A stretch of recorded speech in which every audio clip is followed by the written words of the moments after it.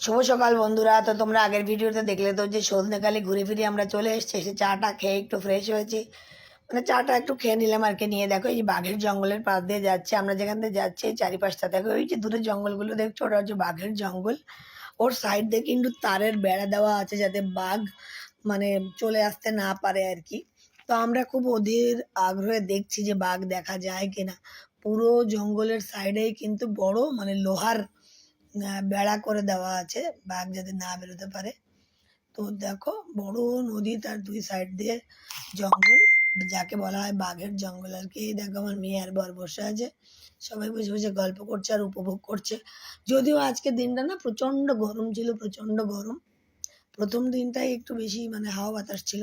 তো দেখো আমরা চলে এসেছি যে বনবিবি ভারানি, এই জায়গাটা হচ্ছে বনবিবি ভারানি। বড় নদী থেকে আমরা ছোট একটা খাড়ি নদীতে চলে এসেছি। আর তার দুই সাইডে দেখো হেতাল গাছ, এই হেতাল গাছের মধ্যে কিন্তু বাঘ লুকিয়ে থাকে। তো আমরা খুব ভালোভাবে দেখার চেষ্টা করছি যে বাঘ দেখতে পাই কিনা। দুই সাইডে জঙ্গল, হেতাল গাছের মাঝখান দিয়ে খাড়ি সরু নদী, এই জায়গাটা হচ্ছে বনবিবি ভারানি।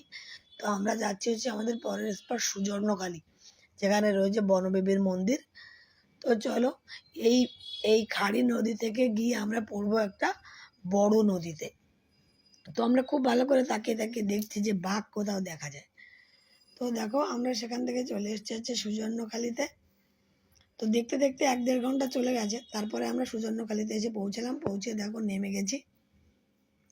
নেমে প্রথমেই দেখবো এখানে বনবিবির মন্দির। বনবিবি হচ্ছে বাঘ দেবতা, মানে যে দেবতা আর কি বাঘকে বশ করেছিল, সেই দেবতার মন্দির। এই হচ্ছে বনদেবীর মন্দির। তো জঙ্গলে যারা আসে তারা কিন্তু এই বনবিবিকে পুজো করে তারপরে জঙ্গলে ঢোকে। এটাকে মানে বাঘ দেবী বা বনদেবী বলা হয়, বাঘ দেবতা বা বনদেবী বলা হয়। তো আমরা এখানে নমস্কার টমস্কার করলাম, করে সুজর্ণখালির মধ্যে ঢুকে গেলাম। ওই দেখো লেখা রয়েছে বাঘ দেবতা ও মা বনবিবি। এই দেবতাই একমাত্র বাঘকে বশ করেছিলেন। তো এই দেবতাকে পুজো করে ঢুকলে আর কি বাঘের থেকে রেহাই পাবে লোকেরা, সেই জন্য সবাই পুজো করে ঢুকে। তো চলো সুজর্ণখালিতে সেরকম বেশি কিছু নেই, তো চলো ঢুকে দেখি আমরা কে আছে। এই হচ্ছে আমাদের গাইড দিদি। এই গাইড দিদি তো সন্ধ্যেখালি থেকে উঠেছিল, সারাদিনই দেখবে, বলছে কোথায় কি আছে। তো এখানেও রয়েছে বানর, রয়েছে সাপ, রয়েছে আমরা দেখতে পাবো হরিণ রয়েছে। তো দেখো হেঁটে হেঁটে যাচ্ছি। এখানে ওয়াচ টাওয়ার রয়েছে, এর ওয়াচ টাওয়ারের উপরে আর আমি উঠবো না। এখানে ওয়াচ টাওয়ার রয়েছে, সুন্দরী গাছ রয়েছে। কোনো কিছুতে আবার হাত দেওয়া বারণ, তাই কোনো কিছুতে হাত দিচ্ছে না। তো এই দেখো ওয়াচ টাওয়ার। তো এখানে আর আমি ওয়াচ টাওয়ারের উপরে উঠতে পারিনি, উঠিনি আর কি। এর আগে তো উঠেছিলাম। তো দেখো এখানে ওয়াচ টাওয়ারের উপরে উঠিনি। এবার এখান থেকে ঘুরে ফিরে এই দেখো আমাদের বাকি গেস্টটা রয়েছে, আমরা দেখছি এখানে কি কি আছে। তো তোমাদের তো বললাম যে কি কি আছে এখানটাতে। তো দেখো আমাদের ঘোরাফেরা হয়ে গেছে। এই যেখানে বিভিন্ন রকম বোর্ড লাগানো রয়েছে আর কি। আর দুই সাইডে জঙ্গল ঘেরা, আর মাঝখানে রাস্তা, ভেতরে জন্তু জানোয়ার রয়েছে। এই যে বললাম সাপ আছে, হরিণ আছে, বানর আছে। ওগুলো দূর থেকে দেখা যাচ্ছে, ছেড়ে দেওয়া জন্তু তো, তাই ফোনের মধ্যে ধরা যাচ্ছে না। ওই যে আমার বর আর মেয়ে যাচ্ছে। তো আমাদের সুজন্যকালী দেখা হয়ে গেছে, এখন আমরা আবার লঞ্চ ঘাটে ফেরত যাব। ওই যে লঞ্চ ঘাট। তো প্রায় আধা ঘন্টা লেগেছে আমাদের সুজন্যকালী ঘুরতে। তারপর দেখো ঘুরে ফিরে এসে আমি আবার লঞ্চে উঠে পড়লাম। তো এরপরে আবার আমাদের নেক্সট যেখানে যাওয়ার আছে সেখানে যাব। তো দেখো লঞ্চ ঘাটটা তোমাদের দেখিয়ে দিলাম, সুজন্যখালী বনবিবি ভারানির লঞ্চ ঘাট এটা। তো দেখো সবাই উঠে পড়লো, এবার আমরা যাচ্ছি। এটা হচ্ছে বড় নদী, এটা হচ্ছে বড় গাজী নদী।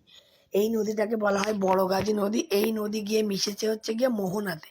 এরপরে আসবে মোহনা, যেটা হচ্ছে পঞ্চমুখী নদী। 5টা নদী একসাথে মিলিত হয়েছে।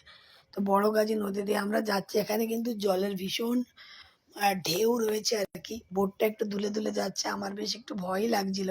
আর দুই সাইডে তো বললাম তোমাদের যে বাঘের জঙ্গল, এই এরিয়াটাই তাই দুই সাইডে বাঘের জঙ্গল। এই দেখো একটা ছোট্ট ভাই বোটটা চালাচ্ছে। ভাইটা কিন্তু বেশি বয়স না, একদম ছোটই, তাও 15-16 বছর বয়স হবে। সেই ভাইটাই বোটটা নিয়ে যাচ্ছে আমাদেরকে। তো আমি তোমাদেরকে দেখাচ্ছি যে দেখো বড় গাজী নদী থেকে আমরা আসছি। এবার আমরা পড়বো হচ্ছে মোহনায়। মোহনায় পড়ছি। মোহনা হচ্ছে 5টা নদী, 5 দিক থেকে এসছে। একটা হচ্ছে মাতলা নদী, যেটা বঙ্গোপসাগরে গিয়ে মিশেছে। আর 4 দিক থেকে 4টে নদী এসছে। এই জায়গাটা একটু মানে একটু ভয় ভয়ই লাগছিল, যেহেতু চারিদিক থেকে নদী এসে মিশেছে। আর একদম পুরো সাগরের মতো দেখাচ্ছে, দূর থেকে পুরো সাগরের মতো দেখাচ্ছে। এই দেখো মনে হচ্ছে সাগরের মতো দেখাচ্ছে, ভীষণই একটু ভয় ভয় লাগছিল যেহেতু মানে অনেক ঢেউ এই জায়গাটা। আর বাঘের জঙ্গল, ওই দূরে বাঘের জঙ্গল। আর এখানে এই যে আমাদের কাকু কাকিমা বসে আছে, যারা মানে গেছিল আর কি, আরো যে গেস্টের মধ্যে কাকু বসে বসে গল্প করছে, কারণ উনি আগে 3বার এসছে, তাই উনি সবাইকে গল্প বলছে এরপরে এই হবে। আর গার্ড দিদি তো রয়েছে, আর আমার মেয়ে দেখো ঘুরতে ঘুরতে ঘুমিয়ে পড়েছে। তো সজনেখালির থেকে আমরা তো সুজর্ণখালির থেকে আমরা দোবাকি ক্যাম্প যাচ্ছি। আমরা কিন্তু এখন যাচ্ছি হচ্ছে আমাদের পরের স্পট দোবাকি ক্যাম্প। তো দেখো এই জায়গাটাই, এই জায়গাটা পঞ্চমুখী নদী তোমাদের ব্যাক ক্যামেরায় দেখাচ্ছে। ভীষণ মানে একটু ভয় ভয় লাগা। এই যে দেখো খুব স্পিডে আমাদের বোটটা চলছে, আর নদীতে প্রচণ্ড ঢেউ, প্রচণ্ড ঢেউ। এখানে কিন্তু আমরা কুমিরও দেখতে পেয়েছি। আমরা কুমির দেখতে পাবো, কিন্তু কুমিরগুলোকে ধরতে পারবো না ক্যামেরাতে, কারণ অত দূর থেকে ধরা যায় না। কুমির ডুবছে উঠছে, দূর থেকে দেখা যাচ্ছে, কুমির আমরা দেখতে পাবো। তো দেখো মোহনা থেকে পঞ্চমুখী নদী, মোহনা মানে পঞ্চমুখী নদী, সেখান থেকে আমরা চলে আসলাম আর দোবাকির দিকে। তো দোবাকির দিকে দেখে যেতে পড়বে হচ্ছে চর। দেখো এখানে আবার সেই ছোট নদী, দুই সাইডে হেতাল গাছালা, যেখানে বাঘরা লুকিয়ে থাকে। তো এখানে এই ভাইটা, যে ভাইটা আমাদের সাথে 3 দিন ধরে ছিল, ও গল্প করছে যে বাঘরা কি করে, বাঘরা আর কি বাচ্চা পাড়ার জন্য গ্রামে চলে আসে। তো গ্রামে এসে বাচ্চা দিয়ে ওরা আবার বাচ্চা রেখে চলে যায়, কারণ ওরা জানে যে ওদের বাচ্চাকে কেউ মারবে না, তাই জন্য বাচ্চা ছেড়ে দিয়ে চলে যায়। সেসব গল্পই আর কি করছে। আর এখানে প্রত্যেকটা জায়গায় আলাদা আলাদা জোন আছে। যেসব জায়গায় লোকেরা মাছ ধরতে যায়, কাঠ কাটতে যায়, সেসব জোন আলাদা, মধু সংগ্রহ করতে যায় সেসব জোন আলাদা। কিন্তু এইগুলো কিন্তু মানে সেফটি জোন নয়, এইগুলো একটু বিপজ্জনক জোন আর কি, যেসব জায়গায় বাঘ দেখা যায়।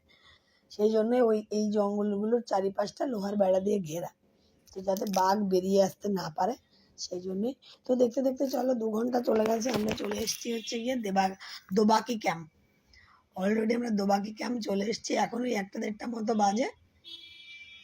তো এখন দোবাকি ক্যাম্প ঘুরতে আমাদের মোটামুটি প্রায় আধা পৌনে 1 ঘন্টা মতো লাগবে। দোবাকি ক্যাম্পে এসে নেমে গেলাম, নেমে গিয়ে আমরা দোবাকি ক্যাম্পের দিকে যাচ্ছি। তো দোবাকি ক্যাম্পে কি আছে তোমাদেরকে দেখাবো। এখানেও রয়েছে কিন্তু ওয়াচ টাওয়ার, যেখান থেকে তোমরা ম্যানগ্রোভ অরণ্যটা দেখতে পাবে। ভীষণ সুন্দর ম্যানগ্রোভ অরণ্য। এখানেও আমরা কাঁকড়া টাকড়া অনেক কিছু দেখতে পাবো। তো চলো আমরা দোবাকি ক্যাম্পের দিকে চলে ঢুকে গেছি। 2 সাইডে দেখো বড় ব্যারিকেড দেওয়া থাকে, কারণ এখানে সাপ আছে, বানর আছে, হরিণ আছে, এই সব জন্তু জানোয়ারই আছে। এবার দেখো একটা সরু রাস্তা দিয়ে যাচ্ছি। দোবাকি ক্যাম্পেই কিন্তু মেইন ম্যানগ্রোভ অরণ্যটা আমরা দেখতে পাবো। তো দেখো ঝাউবনের পাশ দিয়ে চলে যাচ্ছি, ভীষণ সুন্দর লাগছে এই এরিয়াটা।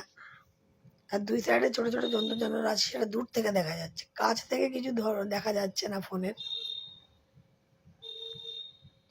ওই দেখো আমি আগে আগে হেঁটে হেঁটে যাচ্ছি, সবাইকে বলছি পেছন পেছন চলে আসো। তো এখানেও একটা বনদেবীর মন্দির রয়েছে। এবার আমরা দেখো এই জঙ্গলের মধ্যে দিয়ে একটা সরু ব্রিজ মতো গেছে, যে ব্রিজটা অনেক লম্বা। দোবাকি ক্যাম্পেও কিন্তু আমরা বেশ অনেকটা হেঁটে চলে এসেছি, পুরো ½ কিলোমিটারের বেশি এখানে হেঁটে এসেছি। এবার এই ক্যাম্পটা ঘুরবো আরও প্রায় 1-1.5 কিলোমিটার, 1 কিলোমিটার তো আছেই লম্বা। এই যে ব্রিজটা দিয়ে আমরা যাচ্ছি, এটা প্রায় 1 কিলোমিটার লম্বা। দেখো 2 সাইডে জঙ্গল, মাঝখানে এই যে সরু লম্বা ব্রিজ, এটার উপর দিয়ে আমরা যাচ্ছি। তো এই জঙ্গলের মধ্যেও কিন্তু আমরা তোমার দেখতে পাবো অনেক কাঁকড়া দেখতে পাবো, সাপ দেখতে পাবো, হরিণ দেখতে পাবো, যেটা দূর থেকে দেখা যাচ্ছে। আবারও বললাম, আমরা চেষ্টা করছি যে বাঘ দেখতে পাই কিনা। তো দেখো তোমরা আগে ভিডিওটা দেখতে থাকো, আদৌ আমরা বাঘ দেখতে পেলাম কিনা। তো অনেকটা যাওয়ার পরে দেখছি যে এখানে নদীর চর মধ্যে পড়ে আছে, যেখানে জোয়ারের সময় নদীর জল উঠে আসে। আর দেখো এই ব্রিজটার না মাঝে মাঝে বসার জায়গা আছে, এই একটু আমরা বসে নিলাম, যেহেতু 1 কিলোমিটারের বেশি লম্বা, এটা 1-1.5 কিলোমিটার। তো লোকের তো হাঁটতে হাঁটতে পা ব্যথা হয়ে যাবে, তো বসে নিতে পারবে, সেই জন্য জায়গায় জায়গায় কিছুটা গিয়ে গিয়ে বসার জায়গা রয়েছে। আর এই দিন না প্রচণ্ড গরম ছিল।